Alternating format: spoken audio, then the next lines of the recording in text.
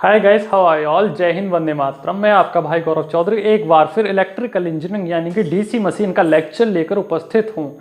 जैसे कि आप सभी को पता है, जनरेटर कंप्लीट हो चुका है और अब चल रहा है डीसी मोटर। डीसी मोटर में भी काफ़ी सारा पोर्शन कंप्लीट हो चुका है और आज का जो लेक्चर होगा वो होगा शाफ्ट टॉर्क से रिलेटेड। टॉर्क तो हम अच्छे से समझ चुके हैं इससे पहले लेक्चर में कि टॉर्क होता क्या है, आर्मेचर टॉर्क। लेकिन आज उससे आगे बढ़ेंगे कि शाफ्ट टॉर्क क्या होता है। शाफ्ट, भाई शाफ्ट क्या होती है। आपने मोटर देखा होगा, मोटर में एक आपको घूमने वाली चीज दिखती है बाहर, एक ही चीज दिखती है जो घूमती है। बाहर को जो निकली रहती है यानी कि लोहे की रॉड जैसी, उसी को क्या बोलते हैं, शाफ्ट। SHAFT, shaft. ठीक है जी।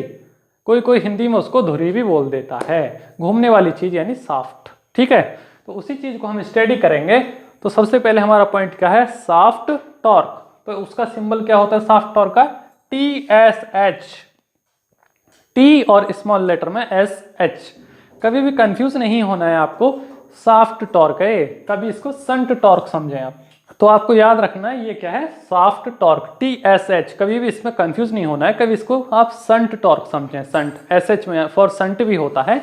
हालांकि टॉर्क में या तो आर्मेचर टॉर्क होगी या शाफ्ट टॉर्क होगी। ठीक है, वहां शंट टॉर्क का मतलब नहीं होता है, वो रेसिस्टेंस में होता है। ठीक है, the torque which is available at the motor shaft for doing useful work. यानी कि आपको पता है जो मोटर होती है बिजली के तार यानी इलेक्ट्रिसिटी के वायर लगाने से घूमना स्टार्ट कर देती है। जितनी ताकत उसकी पुली पर उपस्थित होती है यानी शाफ्ट पर, वही क्या कहलाती है, आर्मेचर टॉर्क। आर्मेचर टॉर्क से भी हल्का सा कम होती है शाफ्ट टॉर्क। ठीक है जी, आर्मेचर टॉर्क से हल्का सा कम होती है शाफ्ट टॉर्क।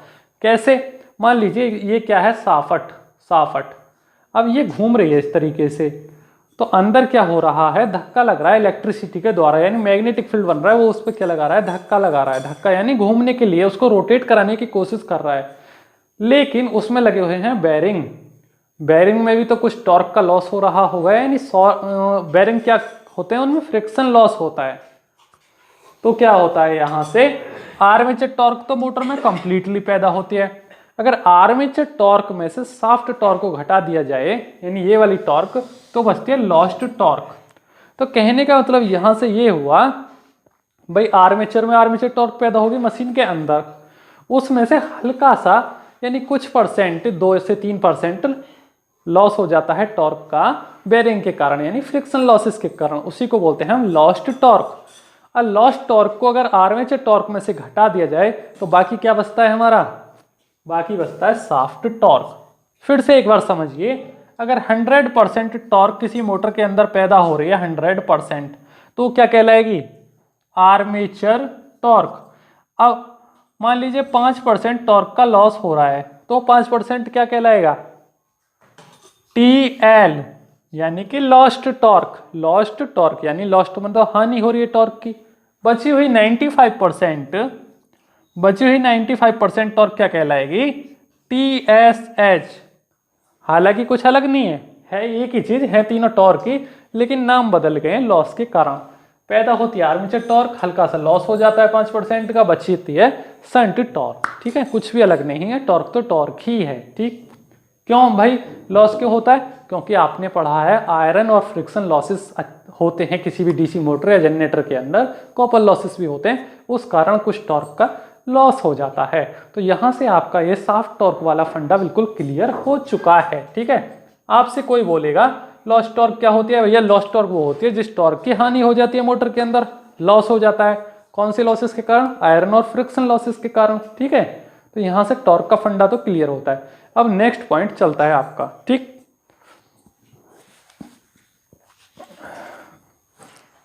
अब शाफ्ट टॉर्क के टॉपिक के खत्म होने, शाफ्ट टॉर्क वाले टॉपिक के साथ साथ एक और टॉपिक जुड़ता है जो उससे बिल्कुल लिंकेज करता है, यानी उससे मिला जुला टॉपिक है। क्या है, BHP यानी कि ब्रेक हॉर्स पावर। आप सभी ने सुना होगा, कभी भी कोई मोटर या जनरेटर खरीदते हैं तो सुना होगा कि 5 हॉर्स पावर, 10 हॉर्स पावर या इतने हॉर्स पावर का हमने इंजन या जनरेटर खरीदा है। उसका मीनिंग क्या होता है, कभी भी आप ये नहीं सोचते उस चीज को, आप कंफ्यूज हो जाते हैं कि यार हॉर्स पावर है क्या, घोड़े के दौड़ने की रफ्तार है क्या हॉर्स में घोड़ा, घोड़े की दौड़ने की रफ्तार है क्या हॉर्स पावर, नहीं। ये वो चीज़ है, 1 मिनट में वो मशीनरी कितने बार घूमती है, रोटेट करती है, कितने बार टॉर्क ड्रॉ करती है। टॉर्क मतलब घूमना, यानी वर्क डन हो रहा है, घूम रहा है, तो 1 मिनट में कितने बार वर्क डन करा रहा है, वही कहलाता है आपका आरपीएम, यानी कि round per minute. That is known as brake horsepower. ठीक है, वही चीज होती है हॉर्स पावर। अब कोई मशीनरी भाई 1 मिनट में 100 बार घूमती है, कोई 50 बार घूमती है, कोई 1000 बार घूमती है, उसी हिसाब से उसकी हॉर्स पावर लिखी जाती है। ठीक है जी, हॉर्स पावर। अब बात आती है कि 1 हॉर्स पावर में कितने वाट होते हैं, तो 1 हॉर्स पावर इक्वल टू 746 वाट। वाट किसकी यूनिट है, किसकी यूनिट है, पावर की। आपने पावर तो सुना ही है, यानी कि 1 हॉर्स पावर में 746 वाट होते हैं। 1 हॉर्स पावर में 746 वाट, यानी 1 किलोवाट से थोड़ा कम होती है हॉर्स पावर। दूसरा, horsepower developed by the shaft is known as brake horsepower. Round per minute यानी कि आरपीएम याद रखना। मान लीजिए मार्कर है, इसको 1 मिनट में अगर 1000 बार घुमा दिया जाए तो उसके कितने आरपीएम हो जाते हैं, 1000 आरपीएम। और आरपीएम से ही अगर उसे 60 से डिवाइड कर दिया जाए तो निकल के आ जाती है उसकी क्या, हॉर्स पावर। तो यहां से इसका फॉर्मूला क्या बनता है ब्रेक हॉर्स पावर का, 2πNTSH अपॉन 60 इंटू 746। याद रख लेना ये वाला फॉर्मूला। और कभी भी आपसे ब्रेक हॉर्स पावर की ऐसा यूनिट पूछी जाए तो वाट ही होती है भैया, पावर तो पावर ही है, पावर की हमेशा वाट ही यूनिट रहेगी। तो यहां से आपका ब्रेक हॉर्स पावर वाला फंडा बिल्कुल क्लियर होता है। ये वाला फॉर्मूला भी आप याद कर लें, क्योंकि एग्जाम में इससे न्यूमेरिकल पूछा जाता है, तो आपको ये वाला फॉर्मूला पता होना चाहिए। और मैं बता देता हूँ, 2π मतलब हमेशा आएगा ही आएगा। 2π का मतलब क्या होता है, ये एंगल है 2π, आप सभी को पता है ट्रिग्नोमेट्रिक एंगल है। कितने को बोलते हैं भैया 2π, कैसे चेक करेंगे 2π कितने को बोलते हैं, 2π इंटू 180 अपॉन पाई लिख दो, साथ में पाई से पाई गया, मतलब कि 360 डिग्री का एंगल है। वो मैंने आपको पहले ही स्टार्टिंग में बता दिए थे कि रेडियन को डिग्री में कैसे चेंज करते हैं। अगर कोई फॉर्मूला समझ में नहीं आ रहा है तो आप 180 बटा पाई करके उसको चेक कर सकते हैं, यानी 360 डिग्री। 360 क्यों, क्योंकि जनरेटर या मोटर गोल गोल घूमती है, तो 360 डिग्री का एंगल, साथ में n इज द स्पीड, उसकी गति, साथ में उसकी टॉर्क, यानी कितना धक्का लग रहा है उस पर इलेक्ट्रिसिटी के द्वारा। सब चीज़ वही है, फॉर्मूला कुछ भी नहीं होता, फॉर्मूले में वही है। मान लीजिए मैं इस मार्कर से लिख रहा हूँ, पहले भैया ये मार्कर लेंगे, मार्कर को m लिख देंगे, उसकी कुछ रफ्तार होगी तो n लिख देंगे, स्पीड लिखने की कुछ, मतलब सारी चीज़ों को एक छोटे से समूह में लिख दिया जाता है। That is known as formula, कुछ भी नहीं है। अगर मैं ये सारी चीज़ डेफिनेशन में लिखूंगा, यानी उनका डिटेल लिखूंगा, तो हो जाएगी उसकी theory, that is known as theory. अगर उन्हीं को मैं उनके सिंबल के तरीके से छोटी सी फॉर्म में लिख दूं तो कहलाता है फॉर्मूला। तो यहां से आपका BHP का फॉर्मूला और थ्योरी बिल्कुल क्लियर होता है। अब चलेगा आपका next point, that is known as speed of DC motor. अब यहाँ से एक और आपका छोटा सा टॉपिक आता है, यानी छोटे छोटे टॉपिक हैं, बाकी तो बड़े कॉन्सेप्ट जो थे, यानी मेन कॉन्सेप्ट मैं आपको समझा चुका हूँ, ये छोटे छोटे टॉपिक आपको समझने होंगे। ठीक है, क्या है स्पीड ऑफ DC मोटर, ये मैं आपको पहले ही बता चुका था कॉन्सेप्ट के साथ। ये फॉर्मूला होता है स्पीड का, n is directly proportional to EV upon phi. Phi क्या है, स्टेटर वाली फ्लक्स, यानी कि फील्ड वाइंडिंग पे जो फ्लक्स होती है किसी भी मोटर में, वो फाई से दर्शाई जाती है, फील्ड वाइंडिंग। ठीक है, यानी फील्ड एक्साइटेशन, वो आपको सभी पता है कि कौन सी वाइंडिंग करके फील्ड एक्साइटेशन दी जाती है। ठीक है, ये क्या है, n is the speed, EV is the armature EMF, यानी आर्मेचर का जो EMF बनता है वही होता है EB, यानी बैक EMF। ठीक है, तो इसकी अगर डेफिनेशन की बात करें, in a DC motor speed is directly proportional to back EMF, यानी जो स्पीड होती है वो बैक EMF के डायरेक्टली प्रोपोर्शनल होती है।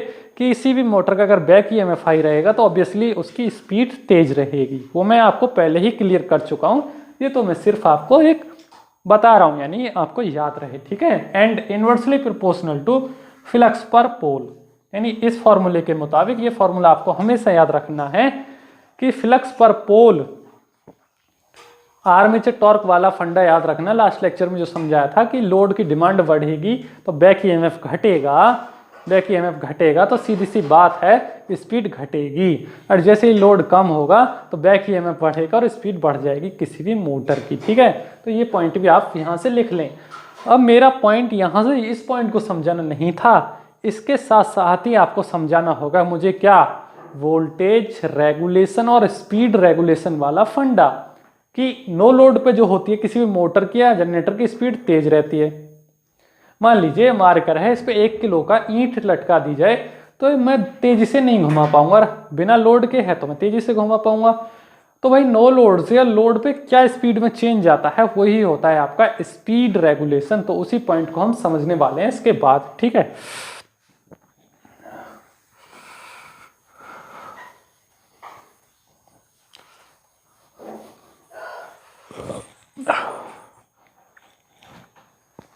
अब यहां से देखिए speed regulation of any DC motor. भाई किसी भी स्पीड में, किसी भी डीसी मोटर में स्पीड में तो चेंज आता ही आता है। अगर लोड डालोगे तो स्पीड घट जाएगी, नो लोड पे यानी खाली चलाओगे तो तेज चलेगी। वो तो इंसान पे भी अप्लाई होता है वही फॉर्मूला। ठीक है, तो change in speed from full load to no load, यानी फुल लोड पे स्पीड कम रहती है, नो लोड पे हाई रहती है, आप सभी को पता है। उसी को बोलते हैं स्पीड रेगुलेशन, रेगुलेशन आना। अब रेगुलेशन से आप क्या समझना है, चेंज। रेगुलेशन का मतलब ये स्पीड में चेंज आना है। ठीक है, तो उसके लिए भी अलग से एक फॉर्मूला बनाया गया है। तो परसेंटेज स्पीड रेगुलेशन का फॉर्मूला है उसके लिए एन नॉट का मतलब होता है नो लोड स्पीड, यानी कि मोटर पर जब लोड नहीं डल रहा था तो उसकी स्पीड क्या थी, और जैसे ही लोड डाला तो उसकी स्पीड क्या है। आपसे अगर न्यूमेरिकल में पूछा जाएगा ये चीज तो आप इस फॉर्मूले को लगा करेंगे। हालांकि आपको पता ही है चेंज इन स्पीड को बोलते हैं नो स्पीड रेगुलेशन। ठीक है, तो यहां से ये फंडा तो क्लियर होता है। N naught minus N upon N into 100 that is known as percentage speed regulation. N naught का मतलब होता है नो लोड स्पीड और एन का मतलब होता है फुल लोड स्पीड। अगर एग्जाम में नो लोड स्पीड और फुल लोड स्पीड दिया जाए और बोला जाए परसेंटेज स्पीड रेगुलेशन निकालिए, तो आप ये वाला फॉर्मूला पुट करके निकाल सकते हैं। यानी एन नॉट यानी no load speed minus full load speed upon full load speed into 100 रख के आपका आंसर आ जाएगा। ठीक, तो ये है आपका स्पीड रेगुलेशन का फंडा।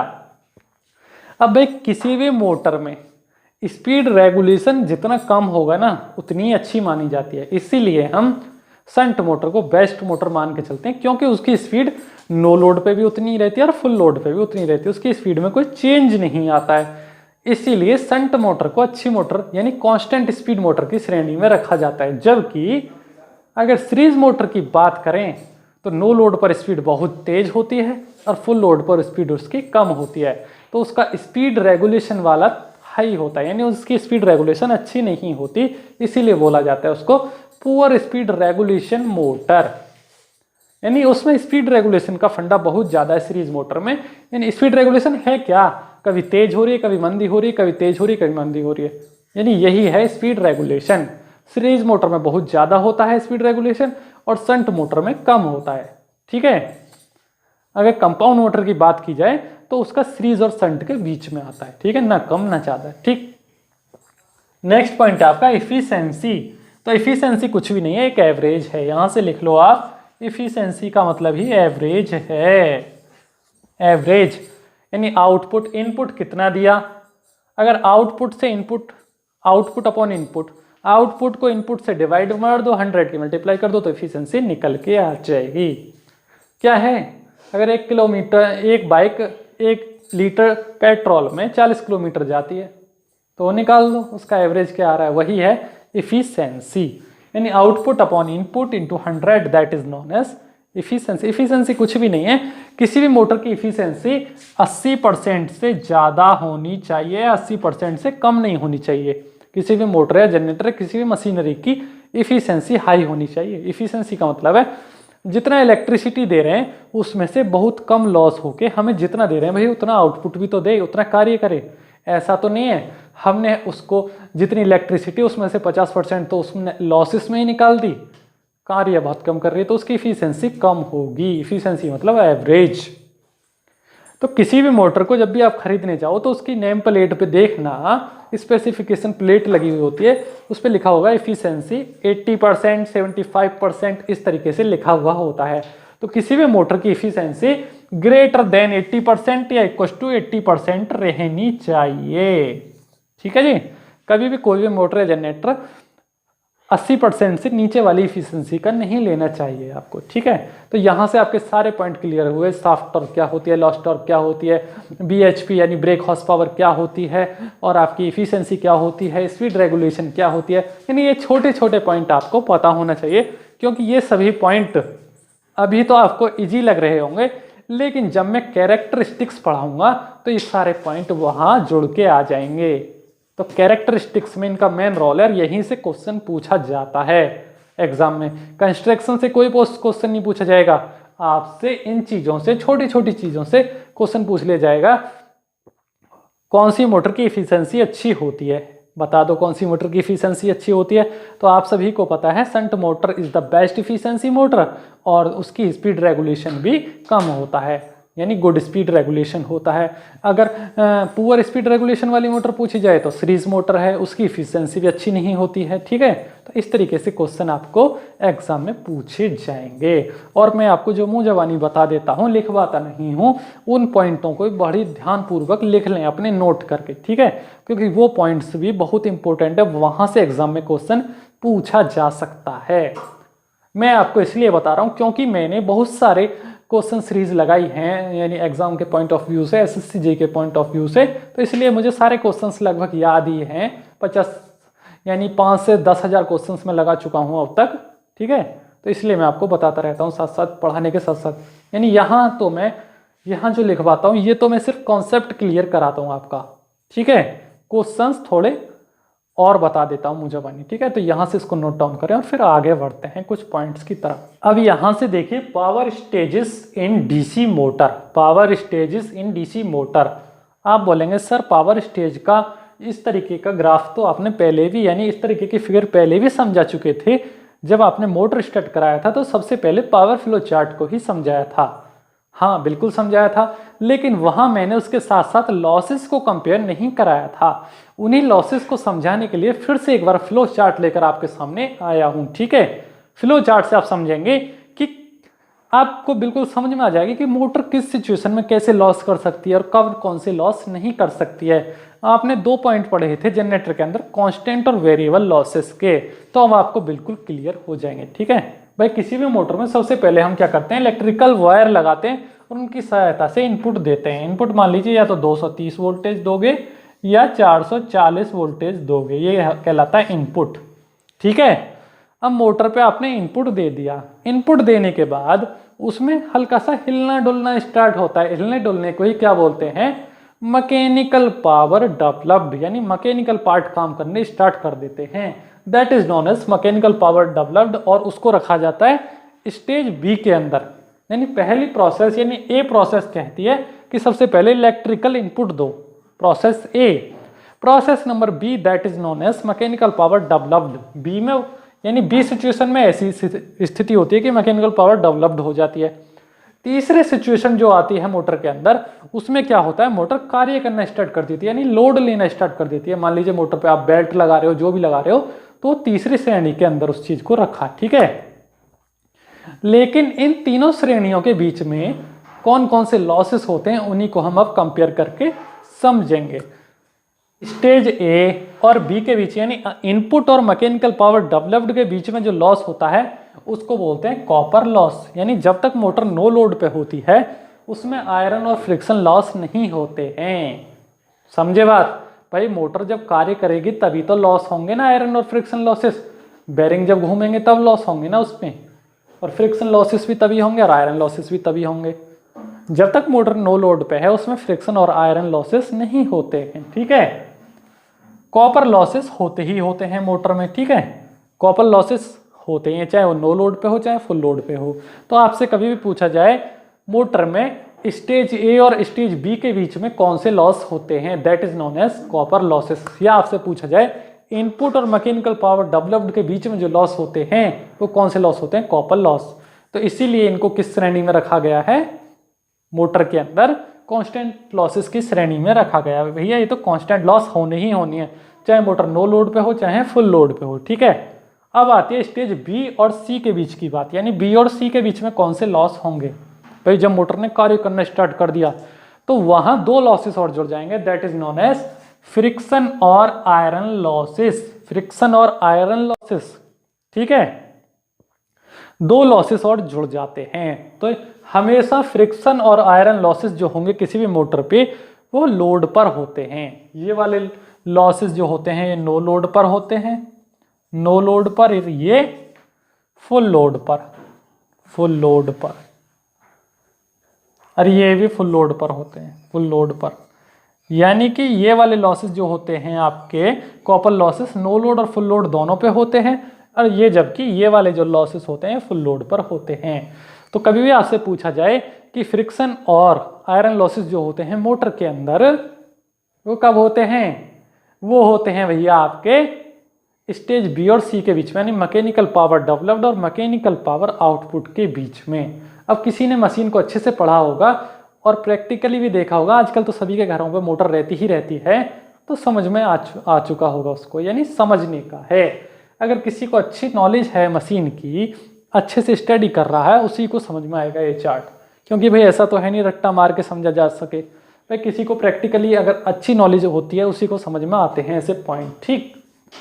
स्टेज ए और बी के बीच में कौन से लॉसेस होते हैं, तो सीधी सी बात है कॉपर लॉसेस, और बी और सी के बीच में आयरन और फ्रिक्शन लॉसेस होते हैं।